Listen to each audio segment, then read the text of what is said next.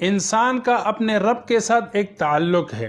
اس تعلق کا تقاضا یہ ہے کہ جو حکم رب نے دیا وہی حکم پورا کیا. اسلام میں ہمارے پاس زکوٰۃ کا نظام ہے، عشر کا نظام ہے. زمینوں اور پلوں اور باغات میں عشر یعنی 10واں حصہ نکالا جاتا ہے، غریبوں میں تقسیم کیا جاتا ہے. اور فرض زکوٰۃ اور واجب صدقات کے علاوہ اسلام میں غریبوں اور ناداروں، یتیموں، بیواؤں، اڑوس پڑوس، آس پاس اقربا پروری کی خاطر اور اسی طرح غریبوں پر اللہ کے لیے تبرعات اور اس طرح نفلی صدقات دینا، کسی کا تعاون کرنا، کسی ضرورت مند اور حاجت مند کی ضرورت کو پورا کرنا، اس کی باقاعدہ اسلام میں ترغیب موجود ہے. اگر یہ چیزیں نہ ہوتی اور اگر اسلام میں بے سہاروں کے لیے کوئی نظام نہ ہوتا تو تب سال بھر میں ایک دن قربانی کا آتا تو یہ سوال کیا جا سکتا تھا کہ جانور کاٹنے کے بجائے یہ رقم غریبوں کو دی جائے. حالانکہ ایسا ہرگز نہیں ہے، بلکہ اسلام نے پورا سال غریبوں کو زکوٰۃ کی مد میں، عشر کے مد میں، فصلوں میں، اناج میں، پلوں میں، اسی طرح کفارات میں قسم کا کفارہ ہے، قتل کا کفارہ ہے، اور اس طرح نذر و نیاز کی جو چیزیں ہیں وہ بھی غریبوں میں تقسیم کی جاتی ہے. اور یوں پورا سال غریبوں کی مدد کا ایک انتظام موجود ہے. قربانی کے دنوں میں جو پیسہ ہے اس کی جو رننگ ہے، ایک پیسے کی ایک سرکولیشن ہوتی ہے. اس نظام کو اگر دیکھا جائے تو اس میں پیسہ صدقہ کرنے سے غریبوں کا اور پورے ملک و قوم کا، پوری ملت کا زیادہ فائدہ ہے. اس لیے کہ وہ غریب دیہاتی آدمی جو سال بھر اپنے جانور کو پالتا ہے اور اس پہ خرچہ کرتا ہے، اس کو چارہ کھلاتا ہے، اس کی خدمت کرتا ہے، تو وہ جانور بیچ کر کے اپنی محنت کا صلہ پاتا ہے اور اس پر کچھ نفع کما لیتا ہے. پھر اس جانور کو گاڑی میں ڈال کر منڈیوں کی طرف اس کو منتقل کیا جاتا ہے.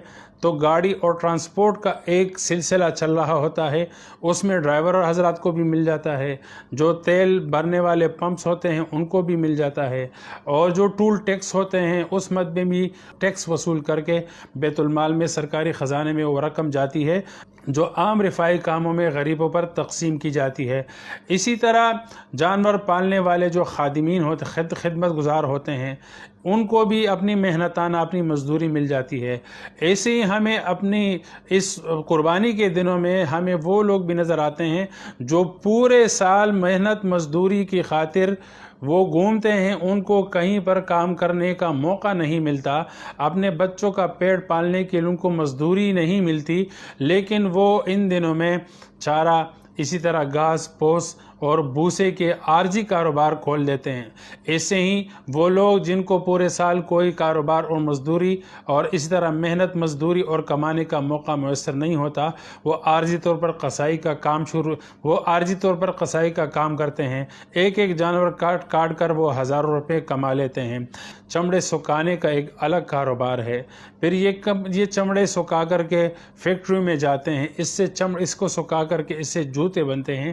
تو یہ ایک منی سرکولیشن ہے، اور اسلامی اس ایک فریضے کی برکت سے لاکھوں نہیں، کروڑوں نہیں، بلکہ کھربوں کا کاروبار ہوتا ہے، اور ان لوگوں کو بھی کچھ نہ کچھ مل جاتا ہے جو کہ پورا سال اپنی محنت مزدوری کے لیے در بدر پھرتے ہیں.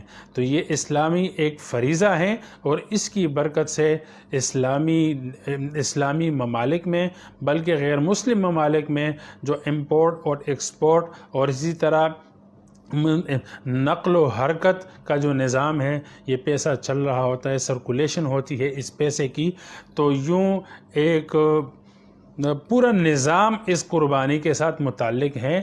یہ قربانی صرف جانور کاٹنے کا نام نہیں ہے، صرف گوشت کھلانے کا نام نہیں ہے، بلکہ اس کے ساتھ بہت سارے لوگوں کی، بلکہ کھربوں لحاظ سے پیسے کمائے جاتے ہیں اور اس طرح پیسوں کا تبادلہ ہوتا ہے۔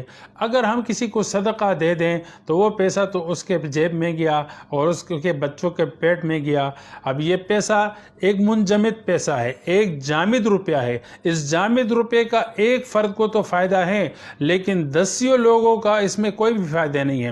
لیکن اگر جانور کو پالنے سے لے کر کاٹنے تک اور کاٹنے سے لے کر اس کے چمڑے سکھانے تک اور چمڑا سکھانے سے لے کر جوتے بنوانے تک یہ سارا نظام اگر دیکھا جائے تو عید قربہ پر یہ ایک بہترین موقع ہوتا ہے کہ جس میں قومی، ملی اور اسی طرح اجتماعی اور انفرادی عام مسلمانوں بلکہ عام انسانوں کو بھی انتہائی مالی فائدہ ملتا ہے، اور اسی طرح ملک اور قوم کا ایک چلتا ہوا کاروبار اسی کے ساتھ منسلک ہے۔ اس لیے اللہ رب العزت نے غنی اور مالدار مسلمانوں کو قربانی کا حکم دیا۔